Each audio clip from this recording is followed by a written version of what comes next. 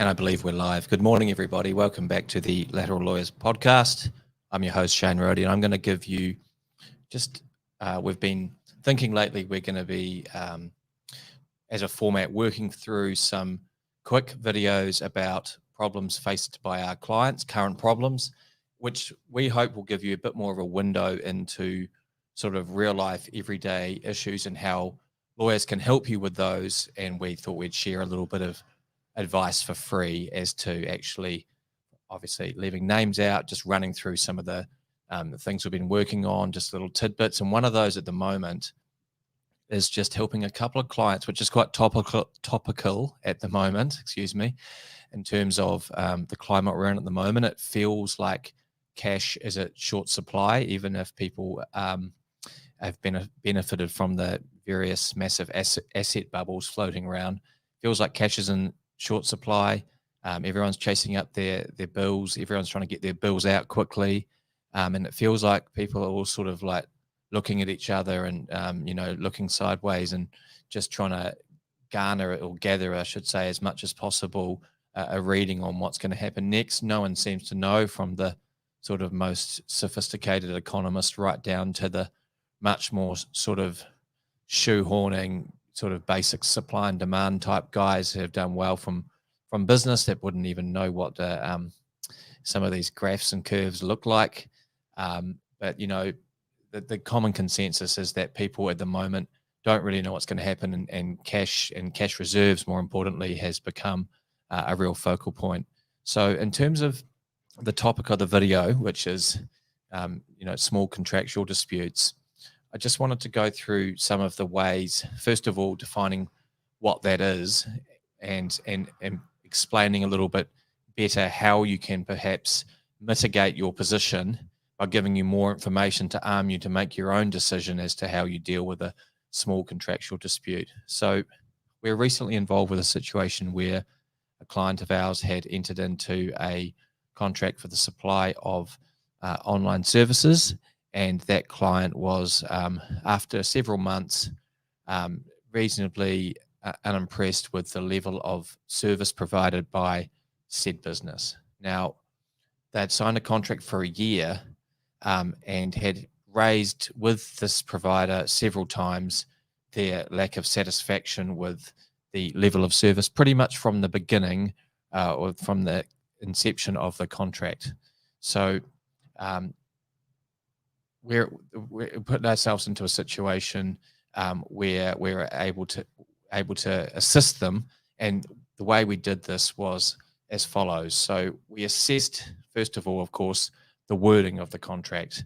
We assessed the behaviour of the parties from the date the contract was signed to the time that our client was having issues with the other party. We then looked into whether or not, in our view, we thought that their grievances were sufficiently believable or serious as to be a proper basis for which people could, our client could hang their hat in terms of saying this is actually a serious issue, and we believe it goes to the core of what was promised when we got together to form this contractual arrangement, and accordingly, we're not happy about paying you either all of or the or even some of the money that you are handing the hat out looking for. So in that situation, we were able to reach a situation where I think the total amount owed for the year was $11,000 or $12,000, and we got away with a settlement for around about $1,500.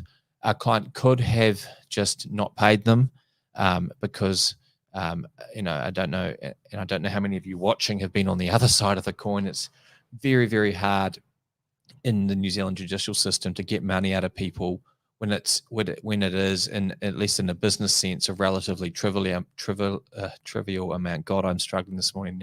Need another coffee. But yeah, when it's a relatively trivial amount like $1,500, it's very hard because you have to go through what's called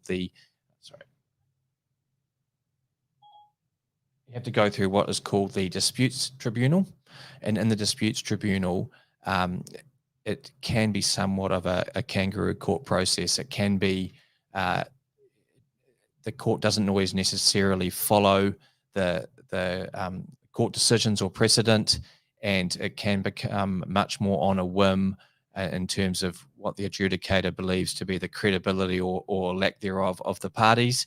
And it is much more of a crapshoot, for want of a more polite way of putting it, in terms of getting your money. Now, it's not that likely that institutional company with much bigger fish to fry will necessarily go down that path and pursue you in the disputes tribunal.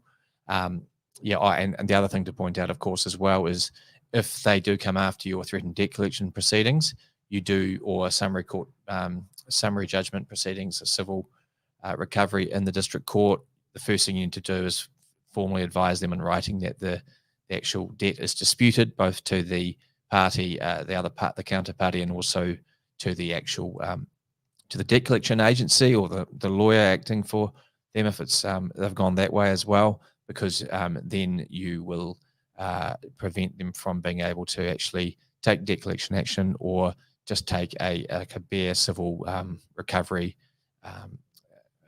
Excuse me, microphone's not working here. A bare civil recovery action in the district court. So you need to raise the fact that it is disputed.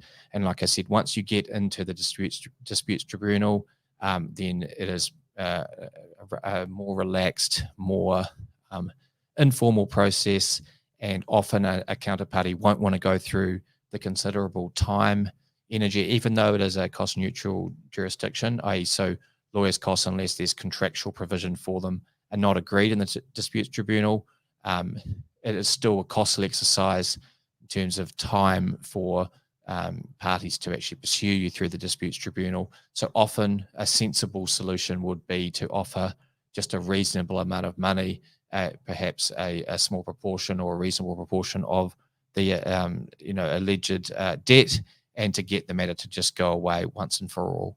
So the biggest takeaway, just to wrap up today, is when you are in a situation where you don't believe that you actually have to pay an amount that someone is asking for you, you don't have to be intimidated into just paying. You don't have to be intimidated by necessarily debt collector coming after you if you believe in your heart of hearts that you are in the right, or at least there is some mitigating. There is the